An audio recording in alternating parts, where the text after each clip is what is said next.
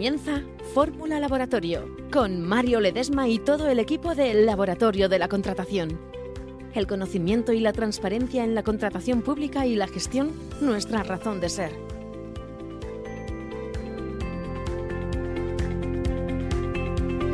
Pues bienvenidos a Fórmula Laboratorio de Laboratorio de la Contratación, un programa que apuesta por la transparencia, por la buena praxis jurídica y de la gestión y también por la generación de verdadero valor en todo lo que hacemos.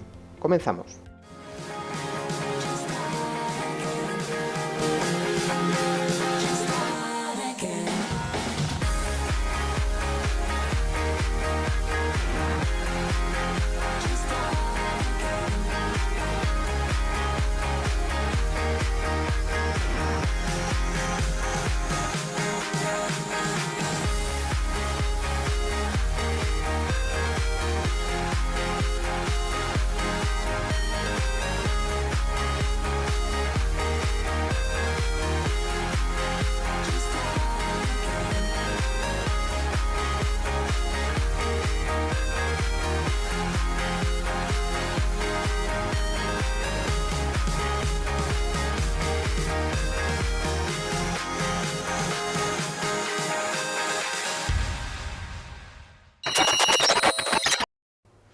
Bueno, pues arrancamos ya con nuestro programa, el cual solo es posible gracias a nuestros promotores de la transparencia.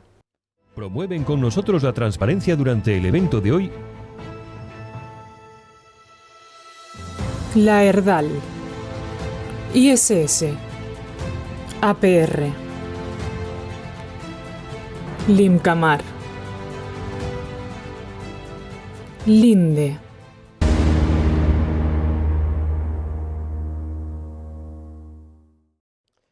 Y ya sabéis que nos podéis contactar a través de nuestras dos vías habituales. Correo electrónico info@laboratoriodelacontratacion.com y WhatsApp al 626-804-799.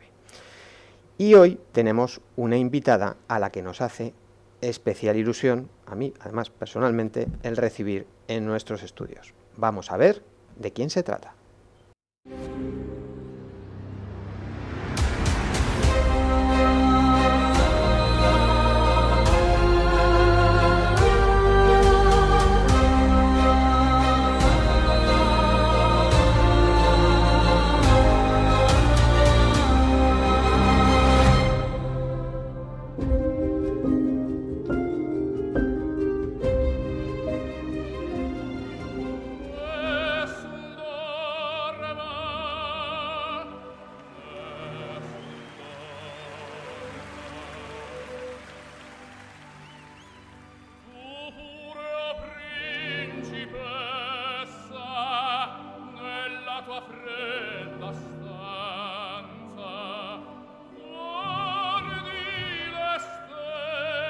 Y comenzamos escuchando al inconfundible Pavarotti y su famosa Nessun Dorma, un auténtico canto a la determinación por lo que uno quiere.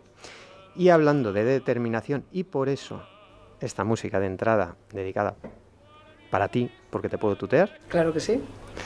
Bueno, pues es algo que define muy bien a nuestra invitada del día de hoy, vista toda su trayectoria y la generosidad que de manera personal siempre demuestra. Quiero darle una calurosa bienvenida a doña Susana Álvarez Gómez, técnico de la Dirección General de Inspección y Ordenación Sanitaria de la Consejería de Sanidad de la Comunidad de Madrid. Bienvenida. Muchas gracias, María. Bueno, pues encantadísimos de que estés con nosotros. Ya sabemos que nos podemos tutear. Nosotros ya hemos tenido oportunidad de compartir espacio antes, como fue el Foro de la Transparencia, ¿cierto?, en alguna que otra ocasión, pero he de decir que el que estuvieses aquí era pues todavía un reto, ¿no? Y ya lo hemos conseguido. Uh-huh. Bueno, pues tenemos una pregunta obligada de la que siempre, y es con la que siempre empezamos con todos nuestros invitados, que es ¿qué te ha llevado a volver a aceptar el venir a estos micrófonos en esta ocasión? Pues básicamente que me lo ha pedido un amigo reiteradamente y que sabía que iba a pasar un rato entretenido, y además ha sido una excusa fantástica para reunir a un grupo de personas muy diversas que están acompañándome esta tarde, con lo cual estoy feliz. Y encima me pones una música como esta que me pone los pelos de punta, pues realmente voy a hacer un esfuerzo por centrarme en tus preguntas. Bueno, los centinelas, que es nuestra comunidad, no lo ven, pero dentro del estudio hay más personas que están de público. Uh-huh. Entonces, bueno, estás muy bien acompañada, me consta. Además, los minutos anteriores todo eran pues, palabras que eran muy merecidas. Bueno, pues esperamos que te encuentres cómoda, que te sientas a gusto y haber acertado en todo lo que hoy te tenemos preparado. Susana, en el laboratorio te conocemos, pero quienes todavía no saben de la gran profesional que eres, deben de saberlo, y para eso vamos a hacer un repaso por tu trayectoria. Mírala. Hoy ha venido a compartir un encuentro con el Laboratorio de la Contratación una invitada muy especial. Se trata de doña Susana Álvarez Gómez. Licenciada en Medicina, ha destacado por su profesionalización continua, logrando títulos como los de Diplomatura en Dirección de Gestión de los Servicios de Salud, Máster en Gestión de la Prevención en la Empresa, Máster en Gestión en Instituciones Sanitarias, Programa de Alta Dirección en Instituciones Sanitarias, Máster en Alta Dirección Sanitaria, Diplomatura de Valoración Médica de Incapacidades, Máster Universitario en Arquitectura, Organización y Gestión de Infraestructuras Hospitalarias y el Experto Universitario en Competencias Docentes y Digitales en Ciencias de la Salud. Inició su vida profesional como médico de familia en atención primaria y desde entonces ha ocupado importantes cargos, pudiendo destacar los de Directora de Gestión y Servicios Generales del Complejo Hospitalario de León, Subdirectora Médico del Hospital Río Ortega, Médico Inspectora del INSS, Subdirectora de Gestión y Servicios Generales del Hospital Clínico San Carlos, Subdirectora General de Contratación del SERMAS, ocupando actualmente el puesto de técnico de la Dirección General de Inspección y Ordenación Sanitaria de la Consejería de Sanidad de la Comunidad de Madrid. Le damos la bienvenida y las gracias por estar hoy junto con el Laboratorio de la Contratación. Vaya currículum, sin duda, el que tiene Susana. Susana, generalmente en un solo recuadro, quienes vienen tienen su currículum. Aquí hemos tenido que hacer 2 y además ensancharlos. O sea, bueno, con eso ya creo que dice mucho. Lo que dice es que ya llevo unos cuantos años en el mundo laboral y que lógicamente he tenido la oportunidad de ocupar puestos interesantísimos y muy importantes para mí también, ¿no? Pero no es otra cosa que los años vividos y los años y las oportunidades que te da la vida al final. Bueno, pero esas hay que ganárselas. Bueno, pues con este currículum, ¿vale? Yo creo que es muy solvente. Vamos ya a entrar en materia.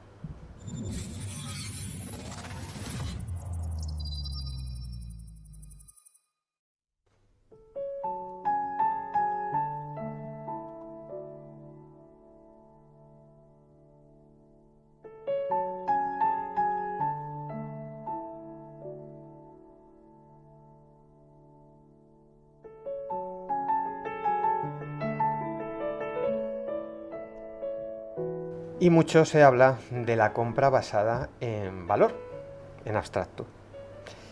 En la práctica, Susana, diles a los centinelas, que son los que nos están viendo, ¿cuáles crees que son los problemas habituales para ponerla en marcha? Que de esto yo creo que tú sabes un poco.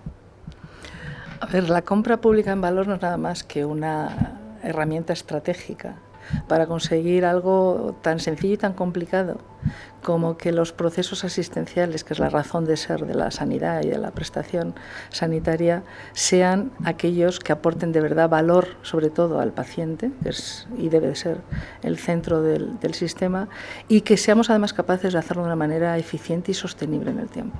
Por lo tanto, la compra basada en valor tiene que procurar resolver esas necesidades asistenciales, esas necesidades que tienen un grupo de pacientes con un problema de salud concreto.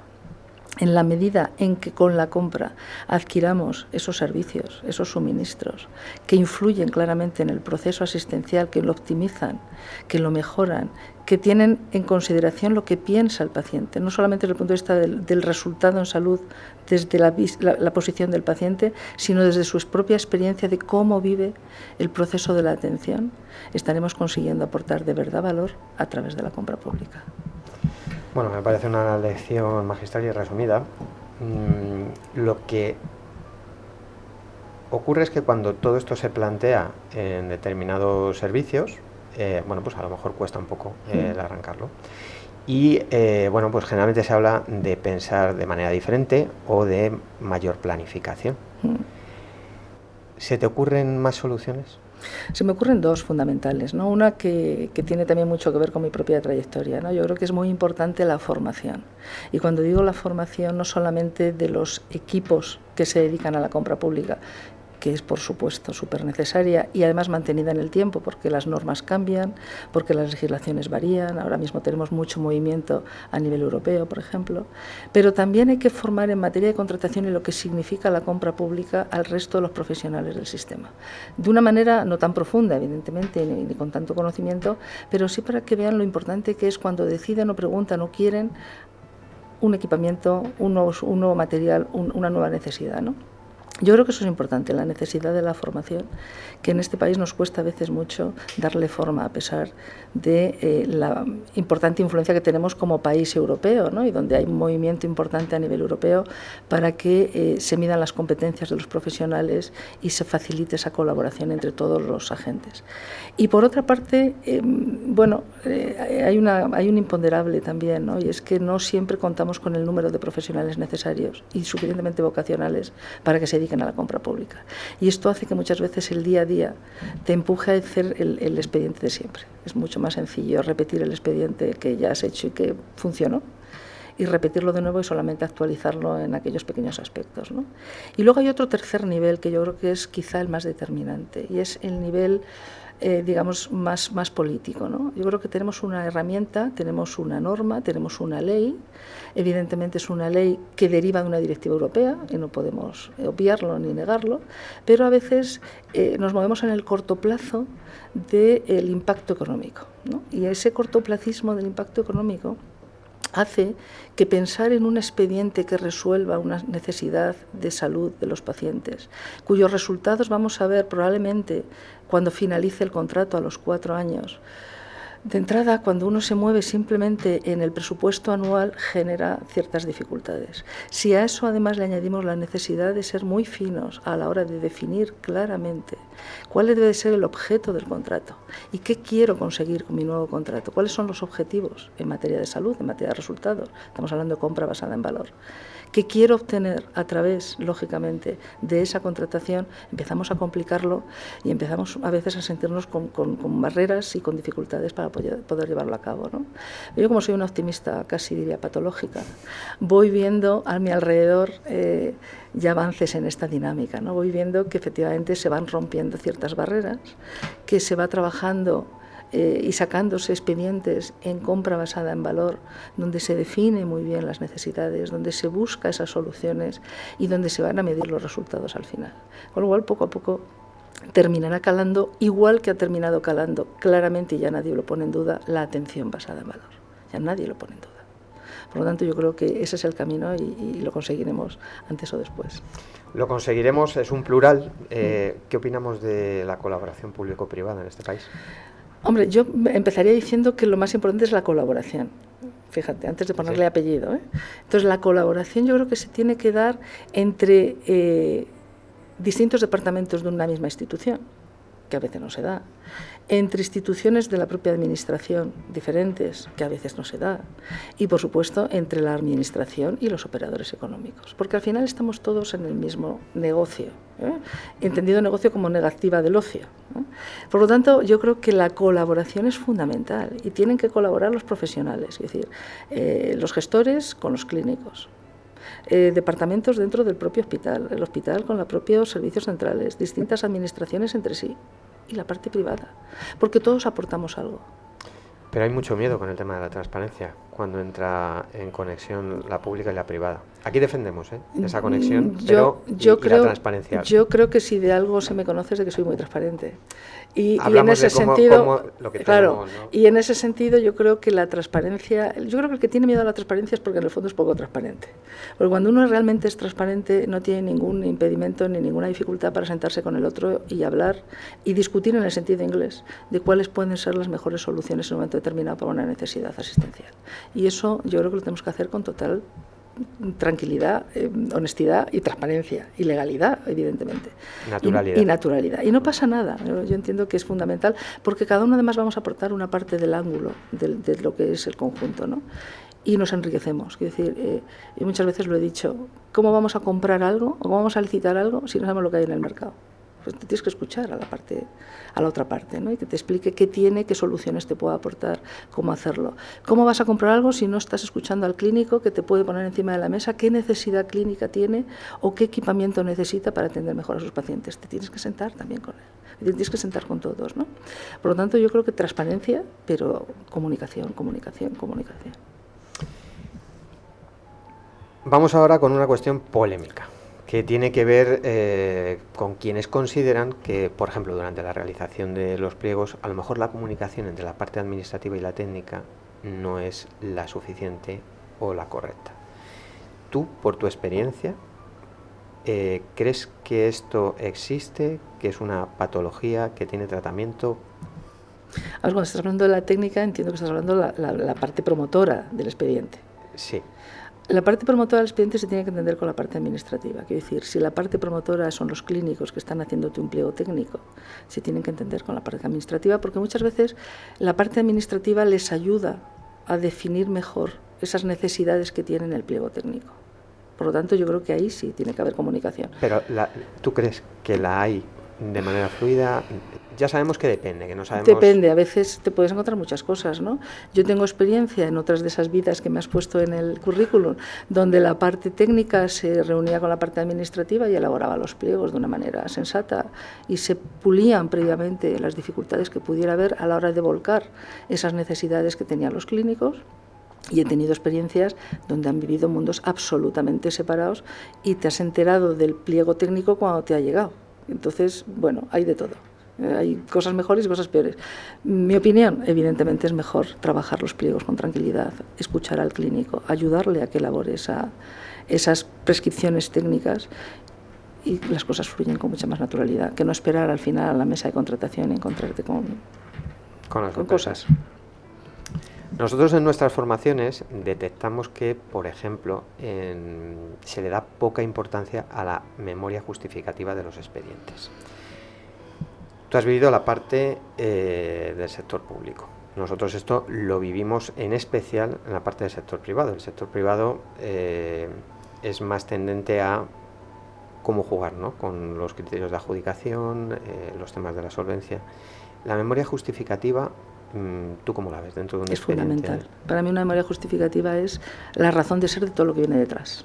Es decir, si tú no haces una memoria donde justifiques realmente por qué quieres licitar lo que vas a licitar, donde justifiques claramente por qué lo estás orientando de esa manera, donde definas cuáles son los objetivos que quieres conseguir con la adjudicación de ese contrato.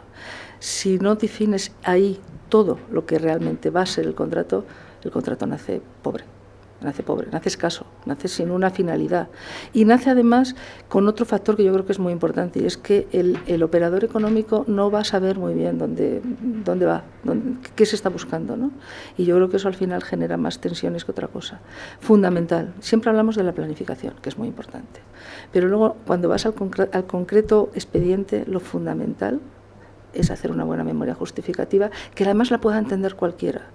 El clínico, el interventor, el asesor jurídico y, por supuesto, el operador económico. Y dime que no tiene que ser un copia y pega de lo que ya hemos hecho. No, porque cada expediente es un expediente. Es decir, aún incluso de que vuelvas a sacar con las mismas características un expediente que tuviste antes, yo creo que hay que trabajarse esa memoria, porque las circunstancias no van a ser nunca las mismas. Por lo tanto, hay que trabajarla muy bien, explicarlo muy bien, contarlo muy bien, meter esos objetivos que quieres conseguir y que sea, transparente además. Y hablamos siempre, como tú dices, de planificación, de tiempos, de pliegos, y hablamos mucho de llegar a firmar el contrato. ¿Y después? Y después lo que ocurre en la realidad habitualmente es que nos olvidamos de ese contrato y nos metemos con otro, tenemos 3 o 4 a la vez trabajando y nos olvidamos, ¿no? Y de la misma manera que hay que arrancarlo con una buena memoria justificativa y de necesidad, hay que hacer un seguimiento del contrato. Es que es fundamental, porque lo que no puedes es olvidarte de cómo se está de verdad en el día a día ejecutando ese contrato. Tienes que conocerlo. Y en este sentido, y lo voy a hilar un poco con lo de la compra basada en valor, cada vez se está valorando más que existan comités de seguimiento del contrato. ¿Por qué? Porque en el fondo tú cuando has hecho la memoria justificativa te has tenido que sentar con el clínico, a lo mejor también con el paciente. Incluso has podido hacer previamente un conocimiento de cómo está el mercado. Has podido hacer muchas cosas, ¿no? Y posteriormente cuando tú llegas a la adjudicación, ¿por qué no haces un seguimiento transparente y abierto con la parte administrativa, con la parte clínica y con el operador económico? Y vas viendo si el contrato está consiguiendo esos objetivos que tú te has planteado o se está desviando para poder corregirlo en el camino y no dejar que al final debute un problema de difícil resolución muchas veces y sobre todo que va a crear muchísimas tensiones a todos los niveles. Yo creo que hay que ser en esto, a lo mejor por mi parte más médica, hay que ser un poco más preventivo, ¿no? Es decir, vamos a intentar evitar problemas que se pueden evitar si realmente trabajamos más de la mano, ¿no? Y para los que van hablando hoy en día de inteligencia artificial, que yo creo que es todo el mundo, y que también vienen a señalar que es muy posible que vengan a sustituir en cierto grado esa inteligencia, la mano humana, vamos a decir, ¿cómo lo ves? Me lo estás poniendo muy fácil, porque realmente yo soy de la opinión de que la inteligencia artificial te tiene que ayudar a ciertas cosas, pero la inteligencia artificial no sirve de nada si no hay inteligencia natural o inteligencia humana, ¿vale?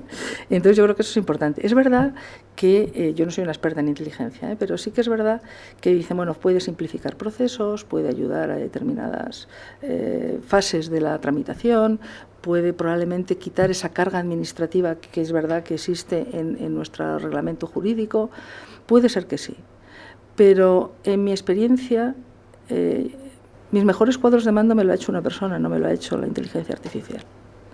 Y son fantásticos. Y lo tienen todo. Y te ayudan incluso no solamente a ver la realidad del momento, sino incluso a prevenir y prever lo que puede ocurrir en el futuro. Y te pondré un ejemplo. Con el último cuadro de mandos que yo tuve en un determinado momento en el COVID, me atreví a decir en un mes de junio que en septiembre vendría la segunda ola. Estaba todo en el cuadro de mandos. Solo había que saber leerlo. Por lo tanto, bien en lo que sea avanzar técnicamente en inteligencia artificial, como avanzamos en tecnología y como avanzamos en otras cosas, pero la inteligencia humana no la podemos sustituir nunca jamás, creo yo, por ninguna otra cosa, que no sea la propia inteligencia humana. Bueno, hemos ido poco a poco eliminando la música de fondo, porque necesitábamos un espacio de tiempo para algo que solamente hacemos con personas muy especiales. Caramba. ¿Vale? Entonces, claro. Y tú para nosotros eres muy especial. Muchas gracias. Entonces, hoy queríamos darte una sorpresa. Sorpresa. Sorpresa.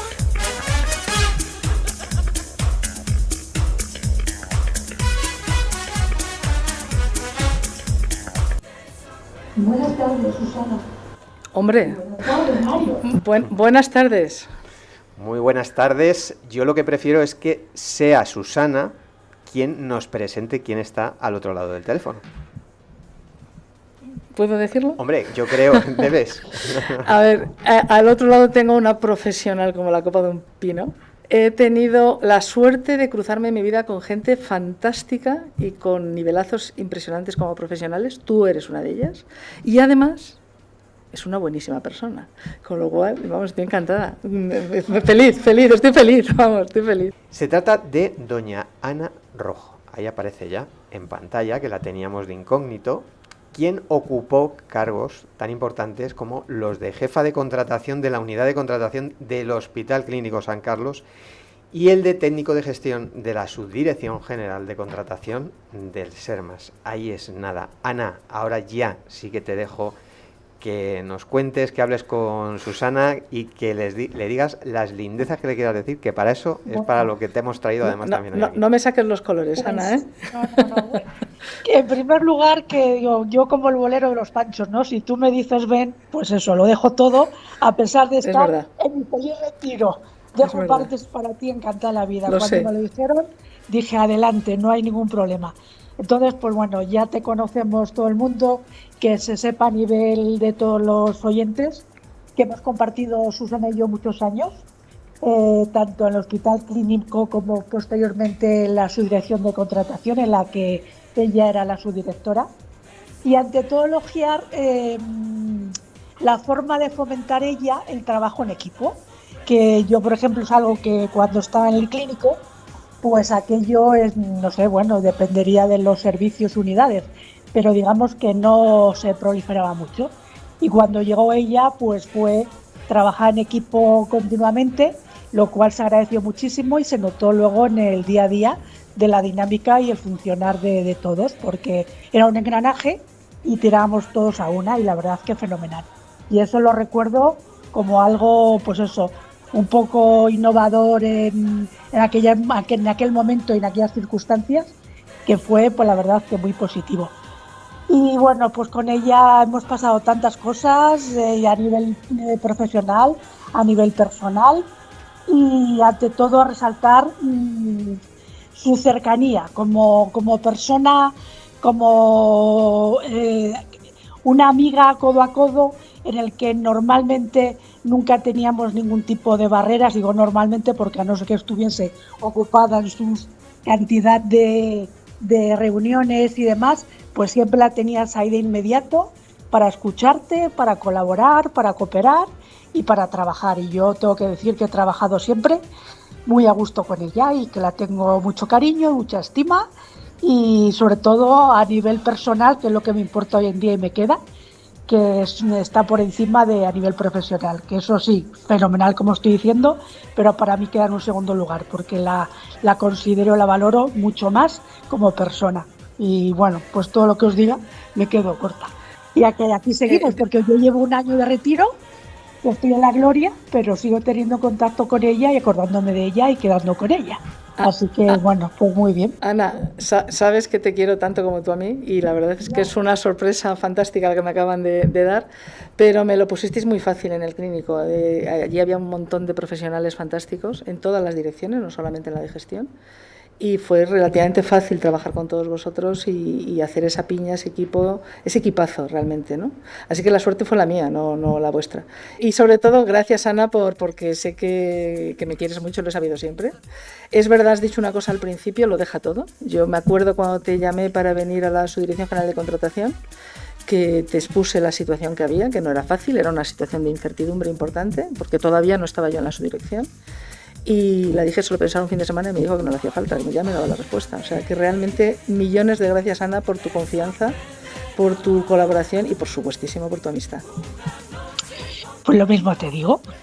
Bueno, ¿para cuándo es el siguiente café que tenéis pendiente? No, mariscada de café. Estos elogios tienen un precio. Lo merecen.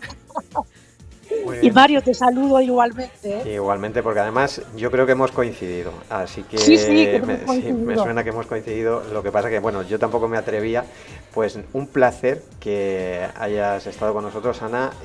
Para mí en su momento fue un placer coincidir contigo, además que coincidimos en el clínico.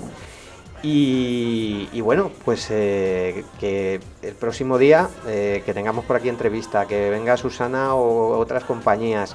Si te pasas, vamos a estar encantados de darte un par de besos y un abrazo enorme. Que muchísimas gracias. Muchísimas gracias. No por esos mundos de Dios que no paro, encantada de ir con vosotros. Y gracias a vosotros por esta invitación. Nada. Gracias a ti, Ana, un besote. Buena tarde. Chao, un besote. Chao. Adiós. Bueno, Susana. Qué alegría.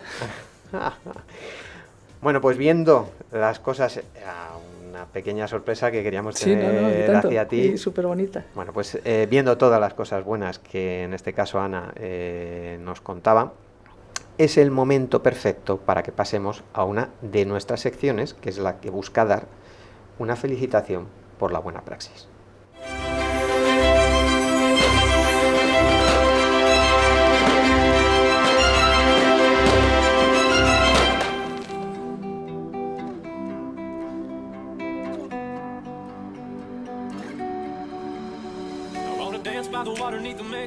Pues como bien dice el nombre de la sección, bueno, yo creo que lo dice todo. Es habitual en el laboratorio el que siempre hacemos una cadena de felicitaciones en las que, bueno, pues personas que vienen a ser entrevistadas trasladan por la buena praxis o porque quieren hacer especial mención por su transparencia a determinados profesionales. Si tienes algún nombre que nos puedas dar, se lo trasladaremos luego encantados. Tengo 2 nombres. Venga, dispara. Uno lo voy a dar por la parte médica y el otro lo voy a dar por la parte gestora. Sigo manteniendo esa hibridez en mi ser. En la parte médica, un gran profesor que fue catedrático de medicina, jefe de servicio de endocrinología en el Marañón, donde yo estudié, que no solamente era un buen médico, era un médico bueno, que era capaz de crear ese ambiente que necesita el paciente para poder expresarse sin temor, ¿no? Daba esa confianza. Pero personalmente a mí lo que más me aportó, aún más que eso, fue que me enseñó la importancia de la investigación clínica y preclínica. La importancia para un país, la importancia desde el punto de vista científico, desde el punto de vista económico y sobre todo cómo trabajar en investigación de una manera honesta y de una manera transparente. Cómo no publicar nunca nada que no fuera cierto, cómo no contar nunca nada que no fuera exactamente el resultado que habías conseguido en tu investigación, aunque el resultado no fuera el esperado, que muchas veces ocurría. Por lo tanto, la ética de la investigación se la debo a él. La ética de querer siempre saber, aprender y ser muy, muy honesto en ello, se lo debo a él. Por lo tanto, vaya mi recordatorio al profesor Harald Barran. Y desde el punto de vista de la gestión, he tenido maestros interesantes, pero me voy a fijar en uno gestor sanitario, que tenía sobre todo, bajo el punto de vista, 2 habilidades. Una, le encantaba la formación y lo hacía francamente bien. Formaba muy bien a la gente, era capaz de crear un ambiente en las aulas interesante y sobre todo tenía una excelente mano izquierda para gestionar equipos. Excelente mano izquierda. Sabía trabajar muy bien a sus equipos y además sus equipos le querían, ¿no? Y a mí siempre me pareció digno de admiración y me fijaba en su forma de hacer. Y estoy hablando de Juan Luis Gordo Pérez. Pues tomamos muy buena nota, lo vamos a trasladar en cuanto podamos y bueno, vamos a pasar a nuestra siguiente sección porque como ya os anunciamos, porque los que nos seguís en redes alguna nota tenéis, vamos ahora a ampliar la mesa de diálogo. Yo he visto por ahí algún papelito que denotaba que teníamos más compañía.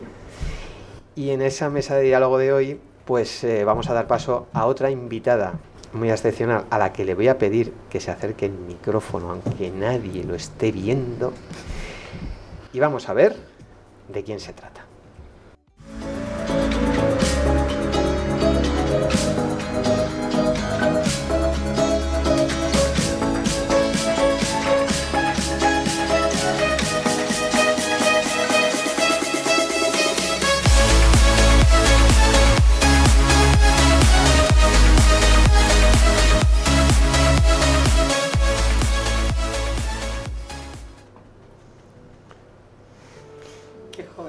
Pues bueno, por favor, ese comentario creo que sobra.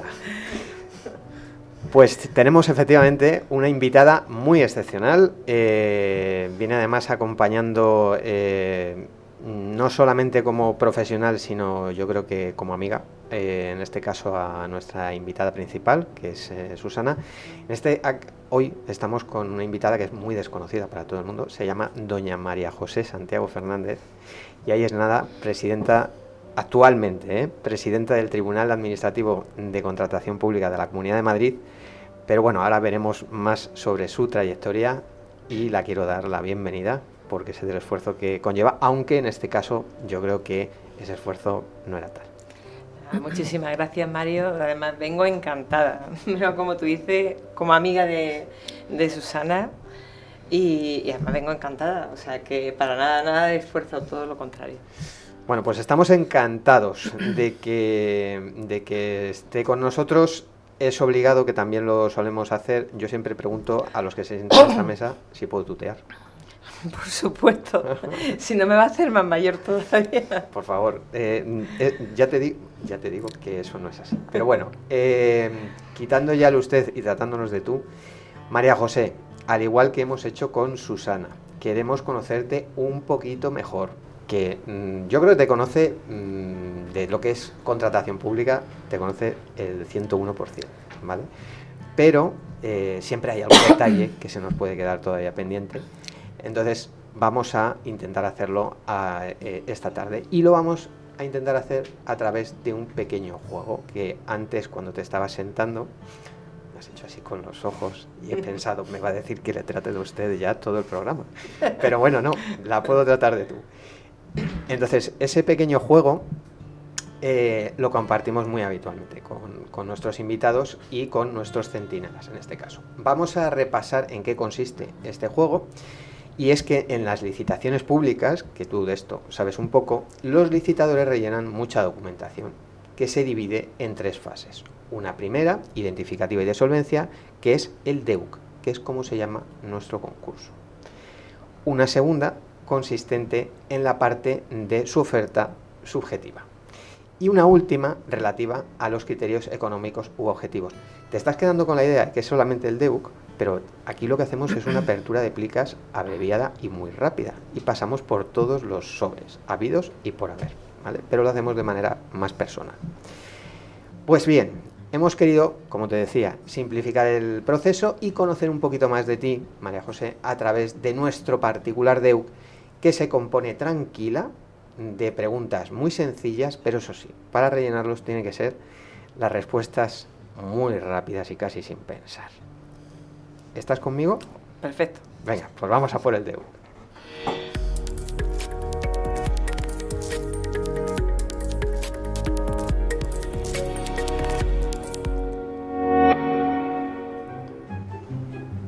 Me tienes que mirar. Yo a ti a veces, pero tú a mí siempre.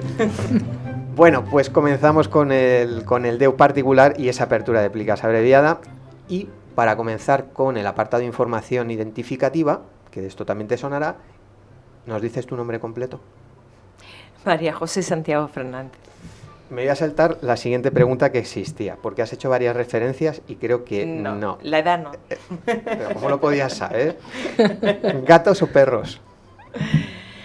Perro. Ahora mismo, recién llegada a casa, una perrita. Todavía no la conozco, la tiene ya mi hijo en vacaciones, una perrita. ¿Tiene nombre? Lima, la ha puesto Lima. Tiene un mes, no la conozco todavía, la tiene mi hijo ya en septiembre me la traerá. Ahora te voy a... Aquí sí que te dejo pensar un poquito, porque es un poquito más el mejor día de tu vida. O a lo mejor los mejores días de tu vida, que así te vengan a primera... Bueno, al momento, como estaba hablando de mi hijo, digo, el día que nació mi hijo, puede ser el mejor día de mi vida, el día que nació mi hijo. ¿Temporada de invierno o verano? También vale primavera. Verano. Bueno, entramos en el apartado de capacidad y solvencia. La habilitación o habilidad que es mejor, María José, no pedirte. Bailar ni cantar. María José Santiago ni canto ni bailo. Sí, ya sabéis que hay una famosa cantante en Jerez que tiene mi nombre. Siempre digo, cuando me presento, soy María José Santiago, no canto ni bailo. ¿Qué crees que mejor te define en el ámbito personal? La sensibilidad. ¿Y en el profesional? La constancia, la tenacidad. Muy bien. Nos vamos ya a declaraciones finales. Te pregunto, ¿a quién le pasarás la grabación de este programa para que no se la pierda? A mi hijo. ¿Con qué te gustaría que se quedasen nuestros centinelas de tu paso hoy por estos micrófonos? Que he venido a acompañar a una amiga a la que conocí hace unos años y admiro, y que creo que es un buen ámbito donde exponer a buenos profesionales que muchas veces permanecen ocultos. y la administración está necesitada de buenos profesionales. Esa es mi trayectoria. He pasado por las 3 administraciones autonómicas, una autonómica, la AGE, la Administración General del Estado, también durante casi 8 años, y ahora he vuelto a otra comunidad autónoma distinta. Puedo decir que ojalá hubiera profesionales como me encontré con Susana, es decir, jo, qué lujo. Ojalá la administración sacara todo el provecho de profesionales que creen todavía en eso de qué es el servicio público. Ese es el valor que decía Susana, ¿qué es el valor? ¿Qué es lo que tiene que guiar? Cuando hablan de estrella polar, cuando hablan de... Yo es que el valor, para mí el valor. Yo en esto, y ya te estoy quitando hasta porque no me hagas preguntas, pero es que soy un poco crítica con la contratación como instrumento de políticas públicas y todo esto. Creo que en la contratación, lo ha dicho Susana, hay que centrar el ojo, tú lo has dicho en la memoria justificativa, ¿qué quiero? Y ese es el instrumento, la contratación es un instrumento para lograr el valor del servicio público, que es lo que tenemos que lograr. Los demás somos todos instrumentos. Como ustedes pueden ver, ha llegado María José. Además por el acento gallega, ¿no? Sí, pero tampoco soy sevillana, que aquí en Madrid cuando llega todo el mundo lo mete en el mismo saco. Soy de Granada. De Granada. Soy de Granada. Bueno, ¿por qué esta granadina, por qué logro le gustaría que se la acabe reconociendo? No estamos hablando de un, vamos a decir, una pincelada, algo que te gustaría que se reconociese de tu trayectoria. Pues el lema con el que me despedí del Consejo de Administración de Traxa, mi última etapa profesional antes de aterrizar en la Comunidad de Madrid, y del que me fui también del Tribunal de Contrato de la Comunidad Autónoma de Andalucía y de la URESCON, de la Oficina de Supervisión de la Contratación. Corazón grande y mirada alta. El lema de San Ignacio de Loyola, vocación de servicio público. Ese es mi lema de vida. Corazón grande y mirada alta, y eso es lo que tiene que guiar en tu vida profesional. Pensar que cada euro de tu sueldo te lo paga la última persona a la que le tenemos que prestar un servicio público. Estas cosas no se suelen escuchar en las charlas que ella da. Yo lo digo porque agradezco que haya aceptado el venir y que podamos conocerla un poquito mejor todos. Bueno, pues yo creo que María José ha superado nuestro DEUC, y para eso un pequeño aplauso, más pequeño del que te deberíamos de dar.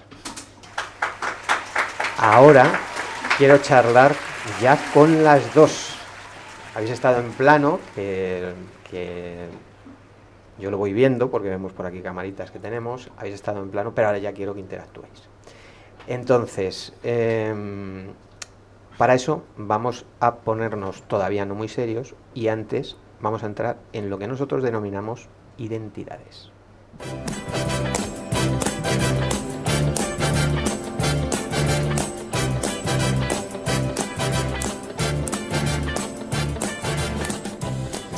Y son las identidades de nuestros invitados, que ya conocéis, y ellos nos traen siempre un objeto con el que se identifican bien personal o profesionalmente. Ya sabéis que vemos de todo, y les hemos pedido, porque siempre se les anticipa, para que vengan con uno y que nos lo expliquen ya a todos nosotros.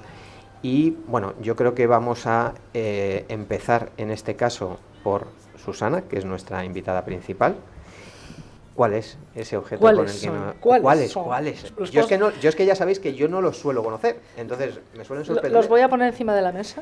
Bueno, hay cámara, que me tienen que decir de todas maneras si hay una cámara en especial para ti. Bueno, luego te vamos a sacar. Bueno, me decís cómo lo coloco. Vamos a ponerlo un poquito que se vea más. A ver, quizás sí. Sí. Así. ¿Así se ve? Sí. Vale. Mira, en aquella cámara, me están diciendo. Ahí está, pues ahí está. A ver, son dos objetos del ámbito más profesional que he traído porque me llenan de orgullo personal. ¿No? Es la mezcla entre lo profesional y lo personal. Me llenan de orgullo personal. El de la izquierda, bueno, los dos son dos reconocimientos, ¿vale? Son dos reconocimientos que no me dieron a mí, vaya por delante. Aunque los recibiera yo, pero no son míos. El de la izquierda es un reconocimiento mundial que nos dieron en el año 20, el año de la pandemia, ¿vale? Donde ocurrió, bueno, pues lo que ocurría en aquel momento, ¿no? Que no había materiales de protección y estas cosas, y de repente allá por el mes de abril, finales, recibí 3 llamadas de 3 hospitales distintos de la Comunidad de Madrid, muy apurados. Muy apurados, ¿por qué? Pues porque tenían equipos de protección que no podían usar porque no tenían la seguridad de que protegieran a los trabajadores. Me empecé a inquietar, me fui a la faceta médica y dije, ¿cómo podemos hacer para que los profesionales estén realmente protegidos con eso que dicen que tienen?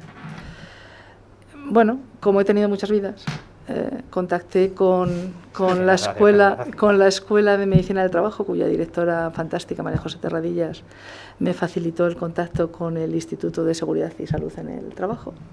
Y a través de ellos llegué al Centro Nacional de Medios de Protección en Sevilla, cuya directora Pilar Cáceres, una mujer excepcional, entendió el problema y dijo, te puedo validar las muestras de esos equipos si me los mandas. Con lo cual, gracias al trabajo de 3 personas del equipo que organizaron la recepción de las muestras, las fotografías, los correos con los hospitales, todas estas cosas, fuimos capaces de que en 2 semanas más o menos estuviera prácticamente validado lo que se podía usar y lo que no, con lo cual desapareció absolutamente la tensión. 3 meses después, en julio, llegó este reconocimiento de la Federación Internacional de Hospitales. Yo me iba de vacaciones en agosto y dije, bueno, ¿cómo se llama? Algo así como más allá del deber de la contratación, hemos hecho esta cosa, pues lo voy a mandar. Y nos lo reconocieron. Este otro, 2 años más tarde, se celebra en Europa la primera cumbre europea de contratación pública y sacaron 3 premios, ¿no? Uno de digitalización y tal, y uno de compra excelente e innovadora. Me quedé pensando y dije, bueno, voy a probar, ¿no? Hemos tenido suerte con el primero, igual con el segundo tenemos suerte. Y mandé básicamente lo que hacía la subdirección. Las sorpresas que nos reconocieron como finalistas dentro de lo que era Europa. ¿Por qué lo he traído? He dicho antes, es trabajo, pero me llena de orgullo personal, por 2 razones. Primero, porque por primera vez yo tenía la sensación de que Madrid estaba presente en materia de contratación más allá de sus fronteras. Y el hecho de competir con países de Europa, en el caso del europeo, o países desde Canadá, pasando por Australia, Estados Unidos o cualquier país europeo y que nos reconocieran, era decir, caramba, Madrid es importante, y yo como madrileña me sentía en ese sentido orgullosa. Que no habéis hecho labor en ese sentido. Y la segunda razón, que todavía aún si cabe me gusta más, es que realmente detrás de esto lo que hay son personas, que es el equipo que trabajaba, ¿no? Porque yo soy de las convencidas de que realmente son las personas las que hacen grandes las organizaciones, y el respeto de las organizaciones y el valor de las organizaciones deriva de las personas que forman parte de esas organizaciones, ¿no? Y no al revés. Y por lo tanto, yo esto lo tengo, pues eso, es trabajo, es verdad, pero para mí es orgullo personal, la gran suerte de haber coincidido con gente que ha hecho su trabajo con dedicación, con vocación de servicio, como tú decías, con conocimiento y poniendo encima de la mesa sus ganas de hacer cosas, incluso más allá de lo que era nuestra obligación, ¿no? Que era, bueno, pues comprar y hacer expedientes de contratación. Por lo tanto, por eso lo he traído, ¿no? Para ponerlo un poco encima de la mesa, reconocer que Madrid tuvo su protagonismo y sobre todo los profesionales. Pues ya vemos que no son objetos que solamente vayan con tu identidad, sino con la de mucha más gente que hay detrás de ellos. Evidentemente. Eso es lo bonito. Bueno, pues ahora vamos a pasar el testigo a María José, a ver qué nos ha traído ella. Bueno, yo he traído una cosa muy humilde que, bueno, veis, pone Manual Práctico del Recurso Especial en materia de contratación, pero año 2012. Esto es el origen del recurso especial. Cuando hablamos de tribunales de contrato, de recurso especial, ya como que lo tenemos instaurado, todo el mundo cree que esto iba ya muchos años. Esto empezó hace 15 años y empezamos a montarlo unos poquitos. Yo en mi caso en Andalucía estaba sola, era órgano unipersonal, sola, de 2011 a 2015, y lo sabéis, en el ámbito sanitario, lo venía comentando en el coche, que teníamos toda la adquisición de los medicamentos de todos los hospitales de Andalucía, y estaba yo sola para resolver los recursos. Entonces, idear qué tenía que ser un tribunal de recursos contractuales, que nos llamábamos tribunal, pero que los magistrados de lo contencioso me decían, María José, tú no eres tribunal, eres un órgano. Digo, bueno, me llamo tribunal, el decreto pone Tribunal Administrativo de Recursos Contractuales de la Junta de Andalucía. Y era todo en papel, O sea, yo tenía un despacho que metía mi bicicleta, sacaba la bicicleta y lo he comentado a la entrada cuando un catedrático conocido quiso ir a verme, tuve que sacar la bicicleta, se sentó enfrente y dice esto, yo no me lo podía creer. Y la sala donde teníamos las ofertas técnicas de todas las empresas, porque teníamos que analizar cuando nos impugnaban algo de prescripciones técnicas, era mucho más grande que el despacho que yo tenía. Entonces, se ocurrió a los 3 que estábamos, o sea, pues yo tenía una secretaria del tribunal, la auxiliar, y a mí, pues, en poner en papel un poco lo que era el esquema, ese cuadro de mandos que dice Susana, esto es el cuadro de mandos. Cuando habla de inteligencia artificial, digo, no, es que este cuadrito era el cuadrito de luego una futura tramitación digital de recurso especial que todavía, por ejemplo, en Madrid no lo hemos implantado, o no se implanta en la Comunidad de Madrid. Y yo tiraba y hoy le explicaba a los vocales del tribunal, digo, pero si estos son cuadritos muy fáciles, un cuadro de mando que lo trasladamos directamente, lo automatizamos y tal. Esto era el origen, porque teníamos que adoptar los modelos de medidas cautelares, la remisión del expediente por parte del órgano de contratación. Cada cuestión que se planteaba en un recurso era una cosa nueva, la división de los contratos en lotes, en ese caso eran los lotes de los medicamentos, el cómo competir entre ellos, si por precio o por calidad.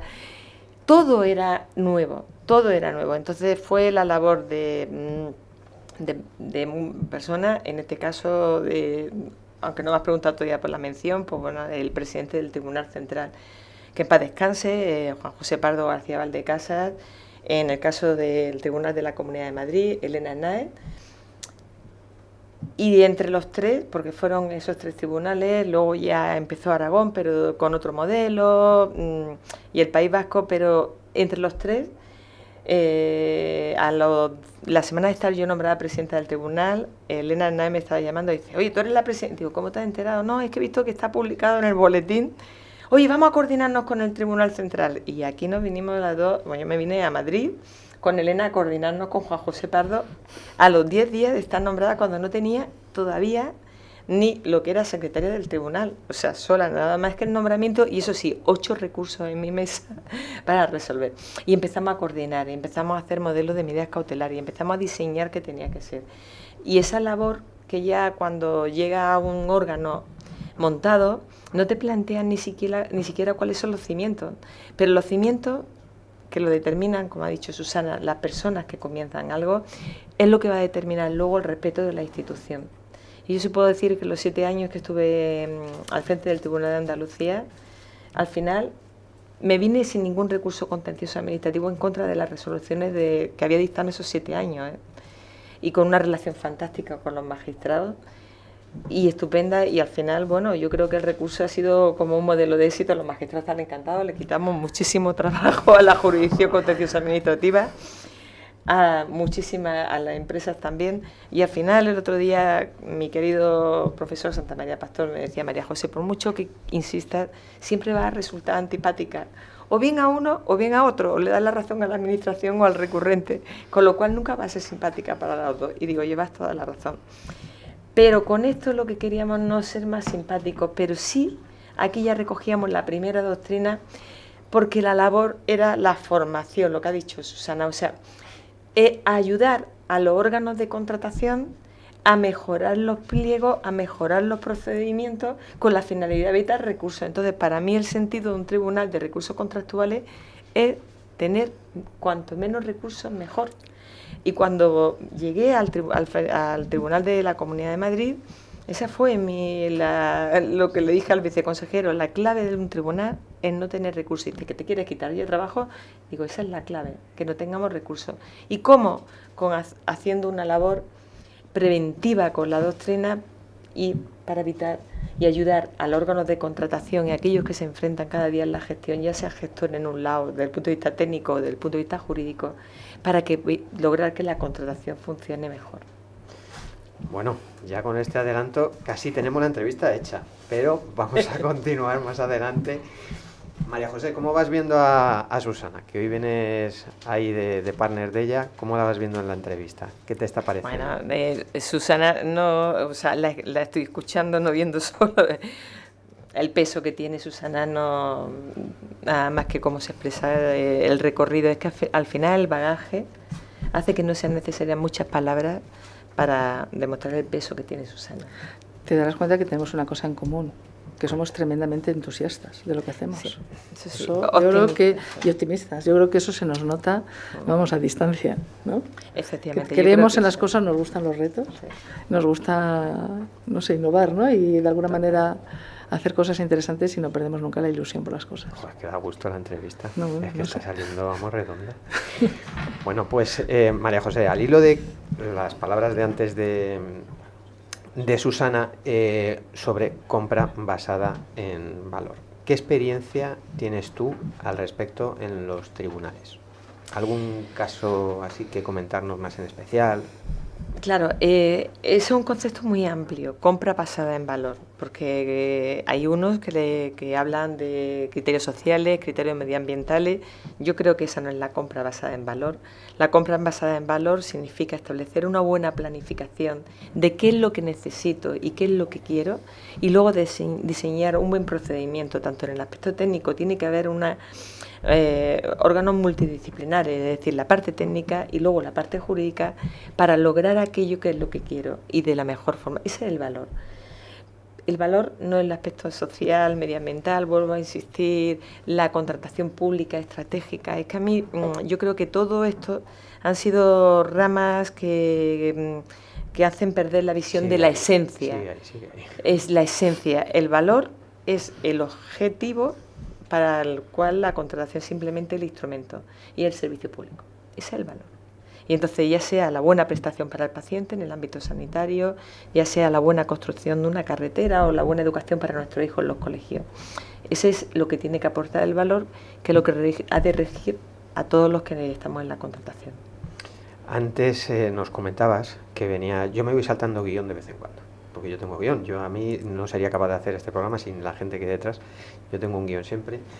Veníais comentando que bueno, pues el sector sanitario, ¿es el sector sanitario el que más recursos crees del que más recursos recalan en los tribunales? ¿O hay más sectores? ¿Cuáles son sin duda, los que a lo mejor destacan? Sin duda, pero no porque sea el que peor funciona, sino porque es el que más volumen de inversión hay.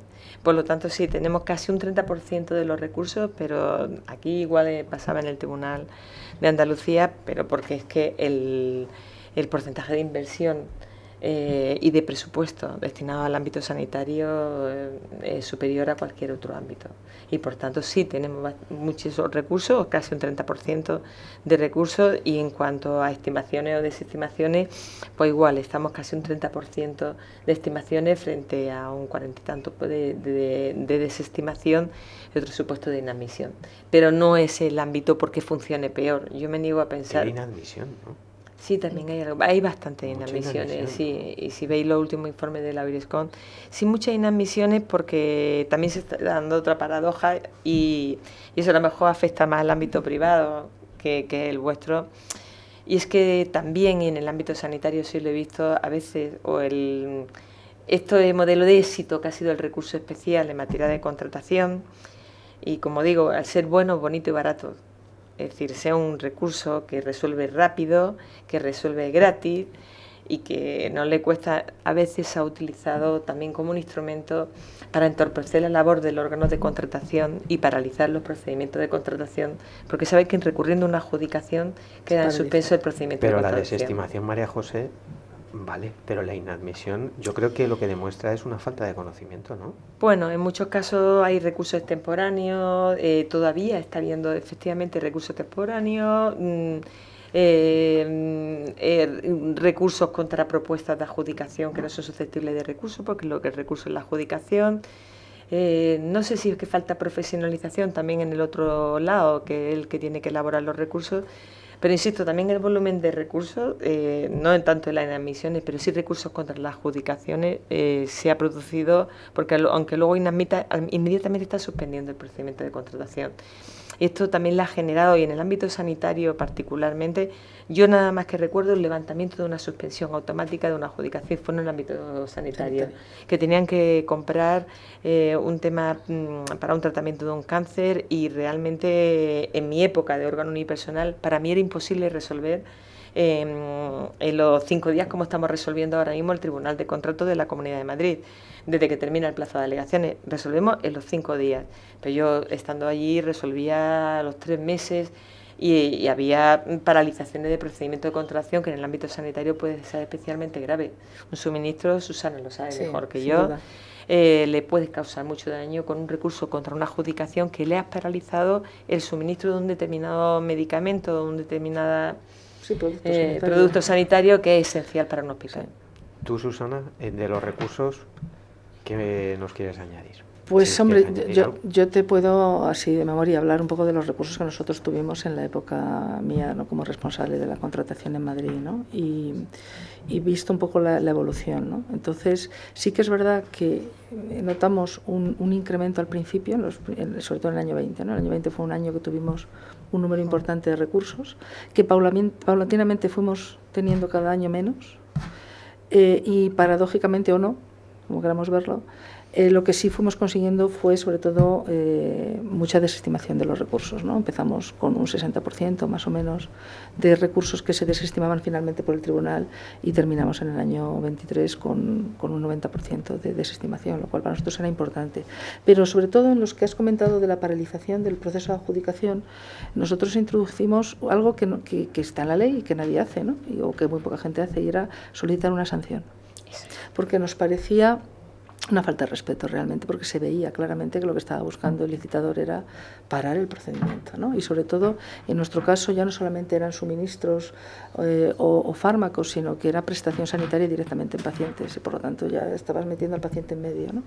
Y en esa dinámica decidimos pedir sanción y conseguimos esa sanción, y yo creo que eso también enseña hacia afuera, ¿no? Bueno, no piden la sanción gratuitamente, la multa. No lo hacen graciosamente, se están percatando y son serios y están exigiendo que, hombre, que mejor hagámoslo bien, ¿no? Y yo creo que eso contribuyó mucho a la disminución del número de recursos que fuimos teniendo año tras año, y luego, bueno, pues que teníamos la suerte de que se desestimaban prácticamente todos ellos, ¿no? Y en ese sentido, pues bien. Bueno, pues no voy a entrar en la parte ya más técnica porque no es el objeto de hoy, entonces es tentativo, teniendo a María José entrar. Sí, va a lanzarme yo a hablar de la multa y de la sanción. Voy a hablar de la multa y la sanción, digo, porque a nosotros el Tribunal Superior de Justicia de Madrid sí es verdad que ha ratificado, a diferencia de la Audiencia Nacional y el Tribunal Superior de Justicia de Andalucía, que ya sabéis que ratifica que podamos poner multas, ¿eh? Yo no soy muy partidaria de poner multas, pero sí de que los órganos de contratación nos pidan multas. La clave, lo que ha dicho Susana, esa es la clave, que el órgano de contratación haga un buen informe, claro, y que pida la multa, no que el tribunal espontáneamente ponga la multa. Yo es que creo que además, por lo que yo voy siguiendo, cada vez hay más, o sea, más de esas solicitudes, o sea, yo creo que es más aislado el que no las haya, por lo menos por la experiencia que a mí me va llegando. Bueno, pues ambas tenéis experiencia al mando de equipos humanos. En una primera fase tú te encontrabas más sola, pero estabas acompañada. Luego ya habéis ido incrementando bueno, pues las legiones que os van acompañando, o os han ido acompañando. Por eso os quiero preguntar, ¿cómo de importante es para el contar con equipos que sean multidisciplinares y qué hace falta para conseguirlos? Porque es que esto no se encuentra así. A ver, es muy importante. Yo creo que cualquier equipo multidisciplinar lo que te hace, un poco lo que decía al principio, te aporta cada uno su visión, siempre y cuando quiera participar de una manera comunicativa y transparente, ¿no?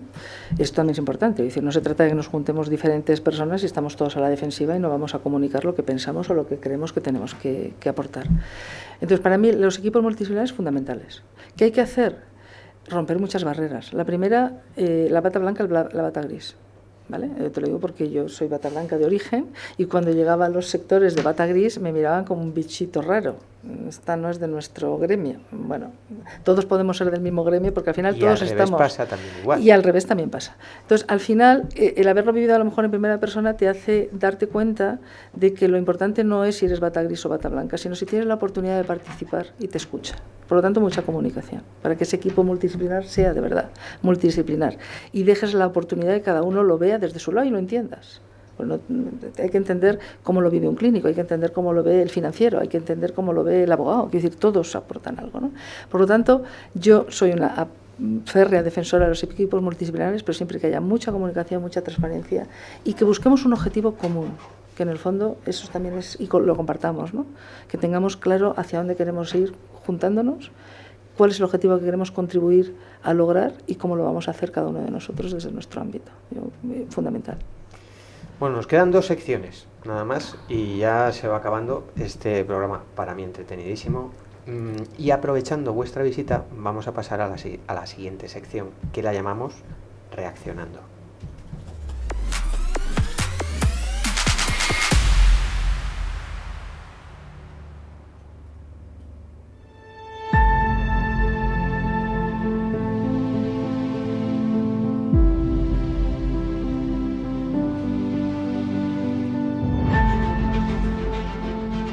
Y se trata de una noticia que pone de manifiesto que el aumento de la litigiosidad en los procesos de contratación pública refleja un alza del fraude y la corrupción.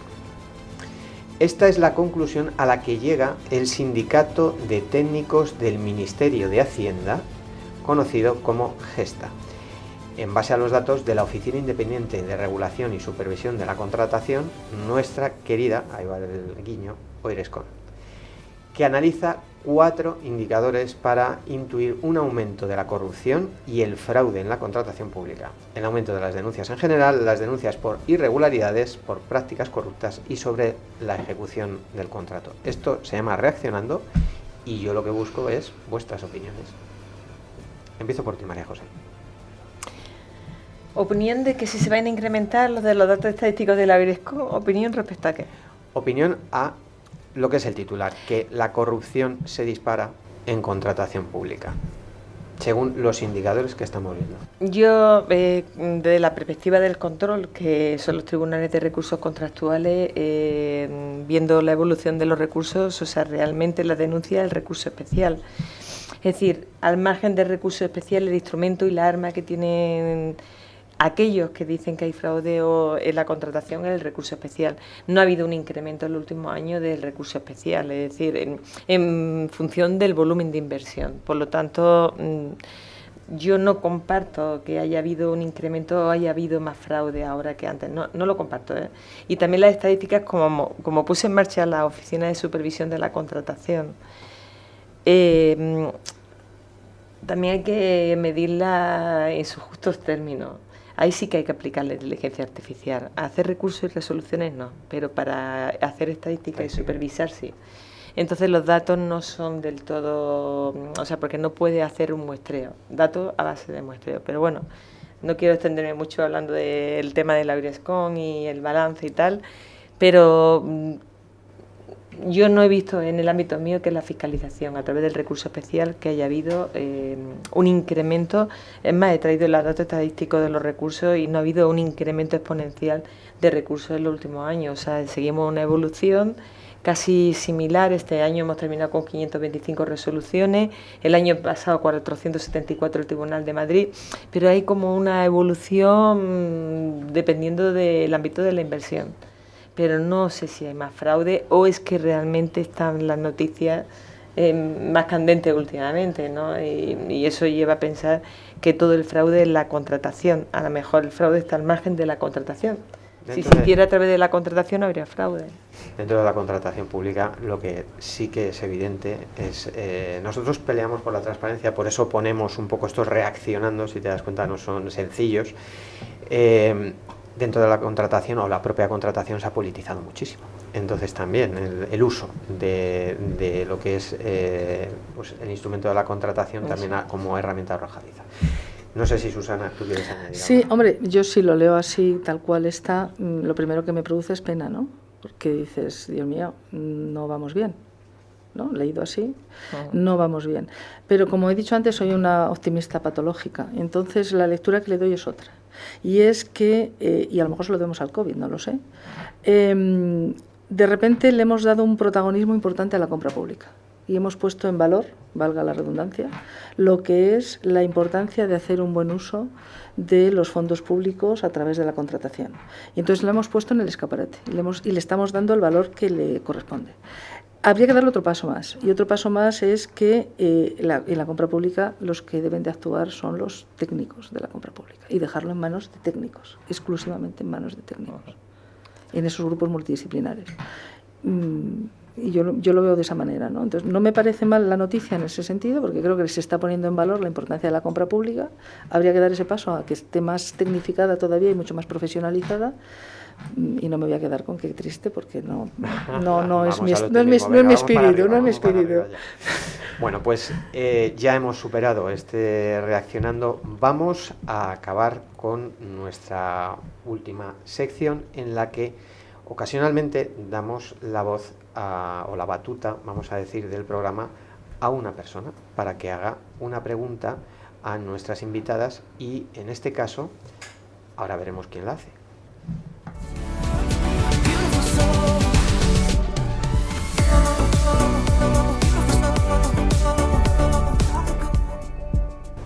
Muy buenas tardes.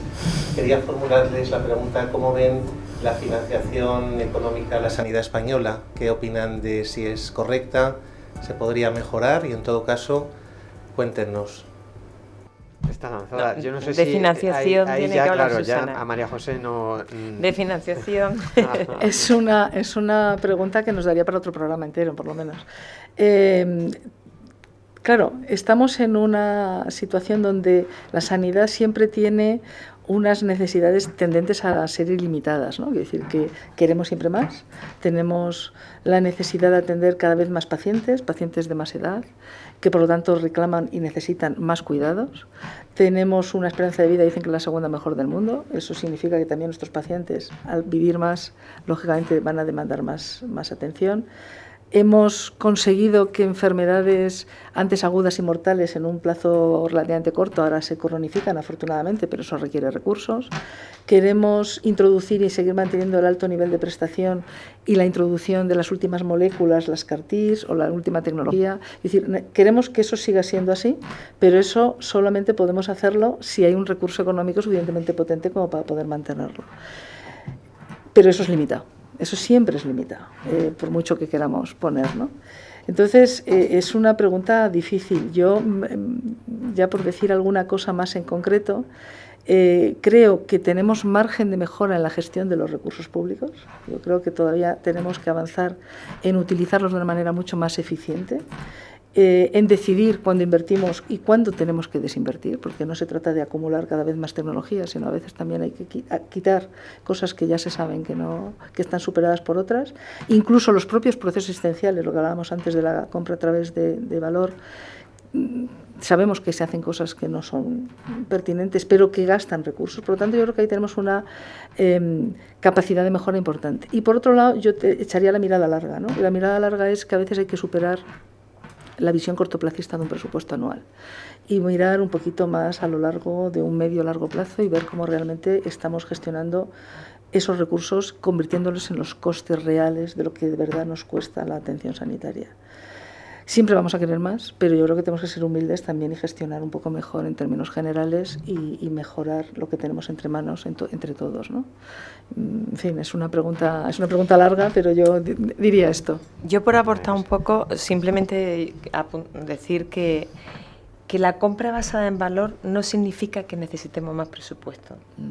Es decir, que no quedemos en que esta compra basada en valor supone que el producto es más caro. No. Partimos de una clara planificación y de centrar bien el objetivo. Esa es la clave. Pero no es que necesitemos más financiación para mejorar la compra basada en valor. No, significa profesionalizar la contratación y hacer una buena planificación para lograr el objetivo último, que es el que dice Susana. Por ello, no es más financiación, que seguramente yo en el ámbito de la gestión sanitaria no he estado, pero sí que no nos quedemos con esa... No necesariamente, porque no es... Oye, no hay que ir a precio porque realmente no hay presupuesto, no. El valor no va relacionado ni con el precio ni tampoco con una mayor financiación. Y ya hay incluso experiencias concretas donde en ese corto plazo del inicio del contrato, a lo mejor el contrato tiene un presupuesto mayor y ya estamos retrayéndonos, pero en la evolución y en el mantenimiento de ese contrato se ve una mejora de los costes que mejoran espectacularmente lo que al final era el presupuesto anual, ¿no? Con lo cual yo creo que la visión, por eso decía, la visión un poco de medio a largo plazo es fundamental. Pues coincidimos, la verdad es que coincidimos y hemos coincidido desde el principio del programa, que ya estamos hablando. Es que no me ha dado tiempo de presentar porque ha sido muy espontáneo. En este caso, la pregunta nos la ha hecho el señor don Víctor Vidal Lacosta, que es el gerente del Hospital Santa Cristina y al que agradecemos que nos haya también visitado en el día de hoy junto con el resto del público. Todos amigos en este caso, de nuestra invitada tan especial, que es Susana, y su acompañante, María José, por favor. Esperamos que os hayáis sentido cómodas durante este rato. Y bueno, pues ahora ya sí que toca despedirse. Y os agradecemos el que hayáis estado. Ya voy a decirlo de la manera más formal, que es como nos toca, en este caso a doña Susana Álvarez Gómez, técnico de la Dirección General de Inspección y Ordenación Sanitaria de la Consejería de la Sanidad de la Comunidad de Madrid, y a doña María José Santiago Fernández, presidenta del Tribunal Administrativo de Contratación Pública de la Comunidad de Madrid. Agradecemos eso, su compañía, este buen rato, este buen tono, que de verdad os lo digo que hay veces que la química se nota, y aquí se ha notado. Y bueno, pues que os invitamos a que volváis, bien de público, bien otra vez como entrevistados por otros retos, por otras situaciones, como sea, pero que los micrófonos están, que aquí estamos, y que nosotros lo que buscamos es, lo sabéis, y los que nos habéis tratado y conocido sabéis cómo somos, realmente, y hago hincapié y en mayúsculas, la transparencia. Entonces, gracias por ser esas personas que apoyan la transparencia, que venís aquí a ello, y os deseamos toda la suerte en los retos que tenéis. Yo ya es que lo de la suerte para vosotros me parece que sobra, está ahí bien, pero bueno, muchas gracias. Muchas gracias a ti, María, de verdad que sí, gracias. Muchas gracias. Bueno, pues ahora ya nuestro programa llega a su fin, llega a nuestra sintonía habitual con Diego Torres. Y a todos vosotros, nuestros seguidores, os damos las gracias por haber sintonizado un día más Fórmula Laboratorio de Radiolab TV. Y desde aquí, Mario Ledesma, a vuestras órdenes, junto con mis colaboradores, los que realmente hacen esto. Y nos encontramos en el siguiente programa. Así que, por favor, como siempre acabamos, vivid día a día. Muchas gracias. Por amar y sufrir, pero me levanté y no le pienso bajar.